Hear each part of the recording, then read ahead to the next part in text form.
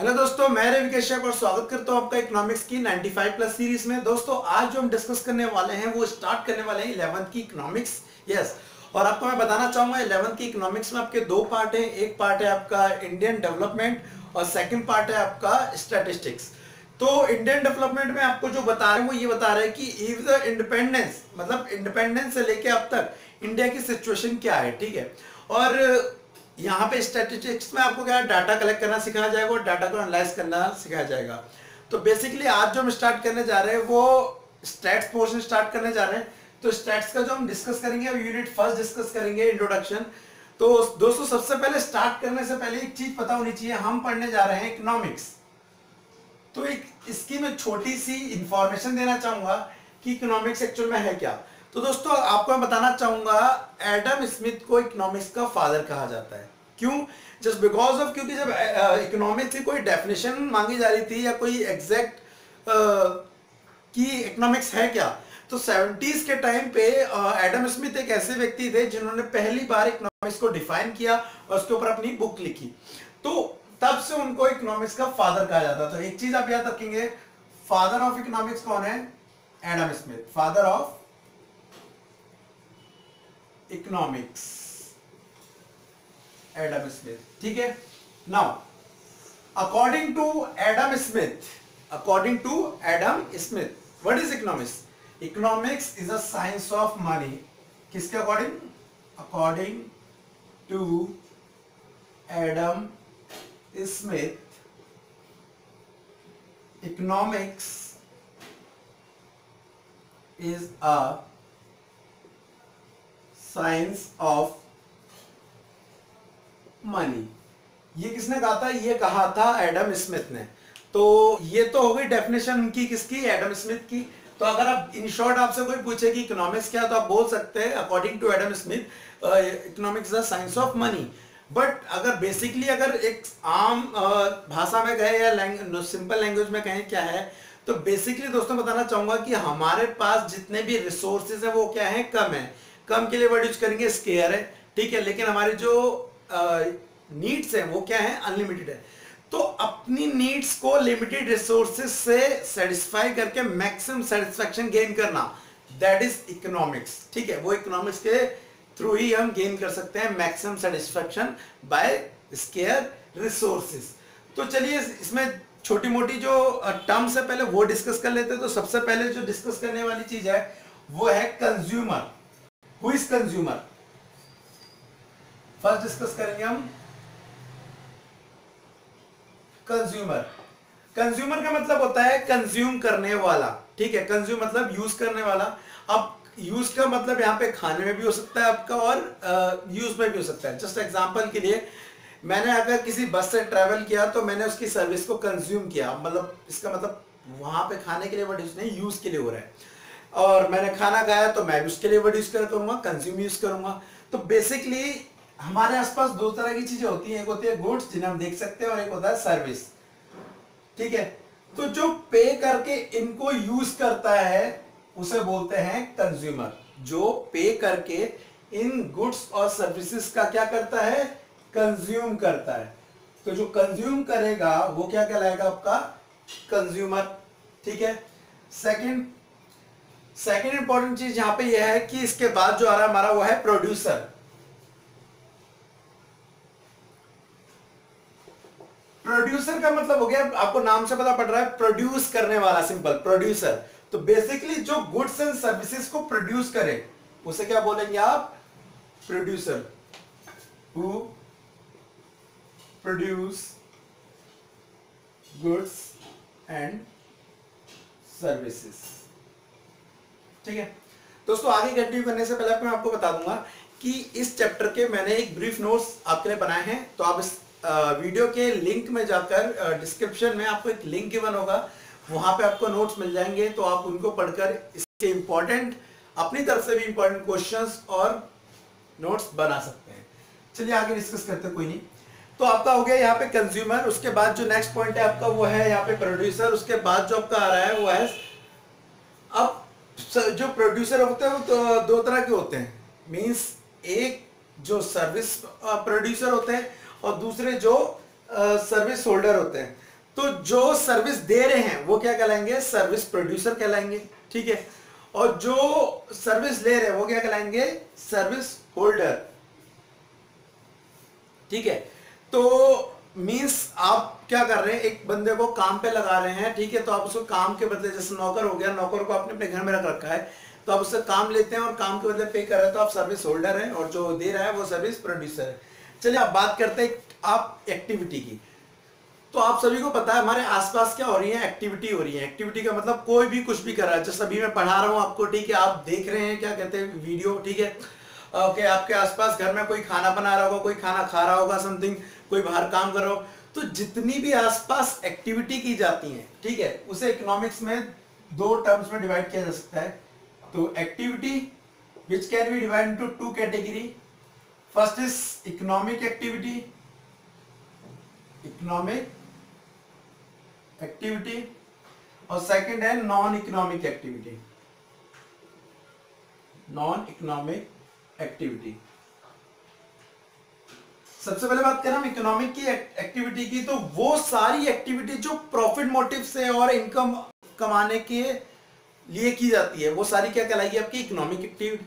वहीं पर non economic activity का मतलब हो गया वो सारी एक्टिविटी जो बजाय प्रॉफिट के सेल्फ सेटिस्फेक्शन, लव, अफेक्शन, देशभक्ति, समथिंग लाइक कुछ भी हो गया, उसकी वजह से किया जाता है, ठीक है। जस्ट इसका एक एग्जांपल ले सकते हैं कि आपके जो घर में आपकी मम्मी आपके लिए खाना बनाती है, ठीक है, और अदर सर्विस आपको दे रही है, वो सर्विस पेड नहीं है, वो फ्री है, ठीक है। तो उनके पीछे उनका ऑब्जेक्टिव अर्न करना नहीं है, ठीक है, तो वो क्या है, नॉन इकोनॉमिक एक्टिविटी। वहीं अगर कोई व्यक्ति आपसे काम करने के पैसे ले रहा है, तो वो कौन सी एक्टिविटी में आ रहा है, इकोनॉमिक एक्टिविटी में। जस्ट इसका एक और एग्जांपल ले सकते हैं कि आपके स्कूल में जो टीचर पढ़ा रहे हैं वो क्या है, इकोनॉमिक एक्टिविटी कर रहे हैं, क्योंकि उसको पढ़ाने के बदले उनको क्या मिल रही है, सैलरी।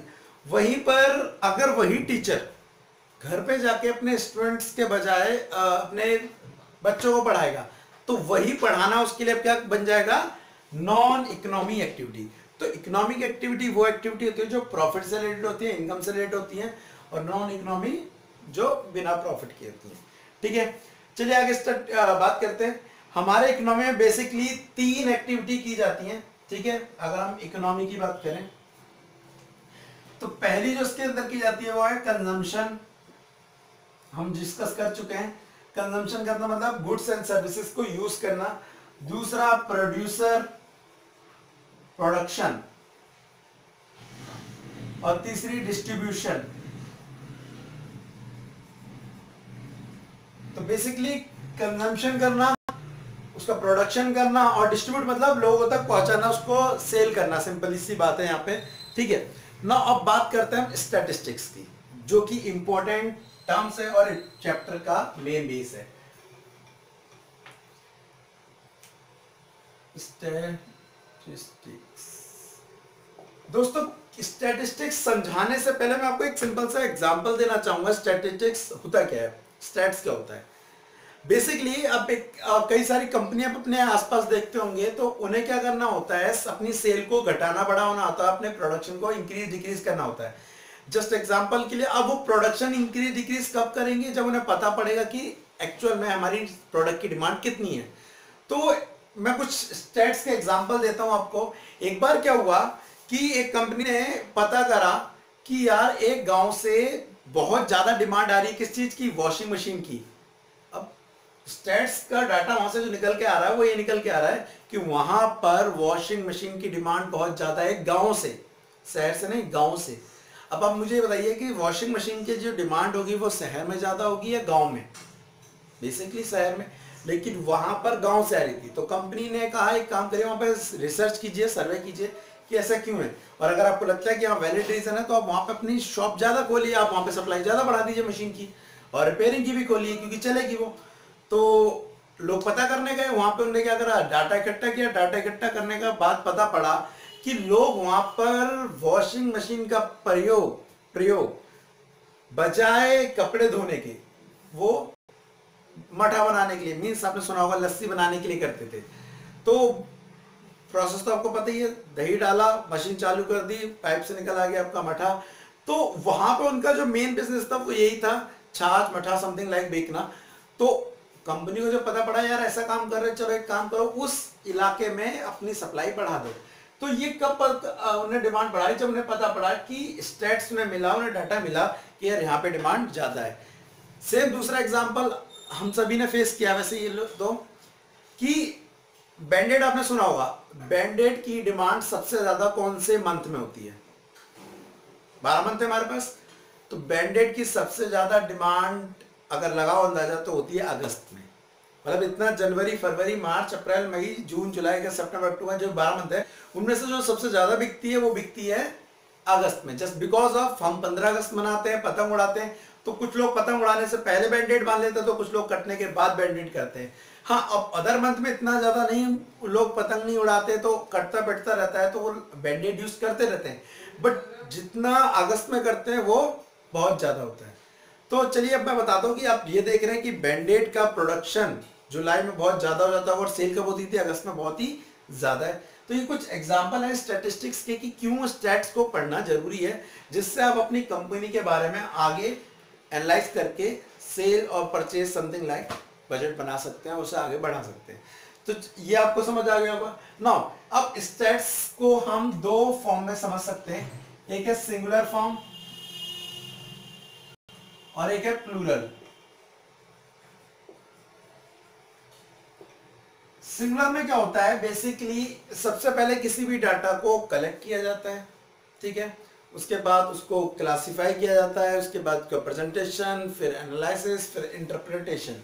ये बेसिकली एक चेन है जिसमें हमें करना पड़ता है। सबसे पहले क्या करना पड़ता है? Collection of data, second classification, third presentation,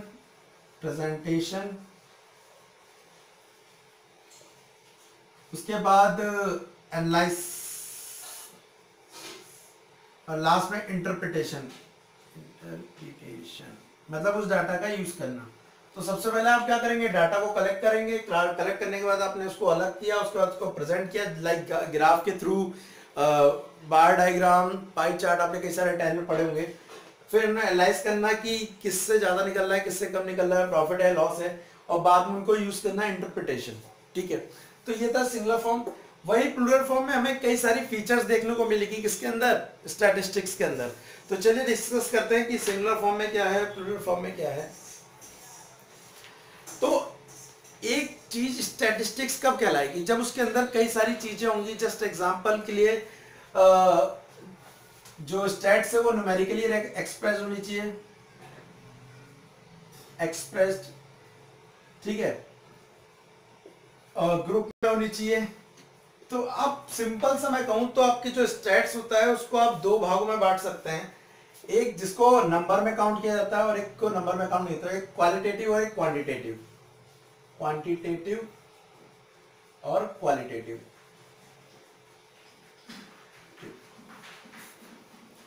ठीक है, फर्स्ट इज क्वांटिटेटिव। क्वांटिटेटिव मतलब जिनको आप काउंट कर सकते हैं, ठीक है, नंबर की फॉर्म में होते हैं, न्यूमेरिकल फॉर्म, एक्स फॉर्म में होते हैं। वही क्वालिटेटिव में मतलब जस्ट आपके क्वालिटी। जस्ट एक एग्जांपल के लिए आप दे सकते हैं कि आपकी क्लास में स्टूडेंट्स के कितने मार्क्स आए, ठीक है, लोगों की एज क्या है एवरेज, ठीक है, इंडिया में। वहीं पे आप क्वालिटी की बात करते हैं तो लोग कितने ऑनेस्ट हैं, लोग कितने रिलायबल हैं, लोग कितने विश्वास करने वाले हैं। तो ये क्या हो गया आपका क्वालिटेटिव, ठीक है। नाउ फंक्शन ऑफ स्टैटिस्टिक्स ये डिस्कस कर सकते हैं। तो बेसिकली फंक्शन क्या है स्टैटिस्टिक्स के? ये डाटा क्या करता है, जो कॉम्प्लेक्स डाटा है उसको सिंपल बनाता है, ठीक है। नेक्स्ट,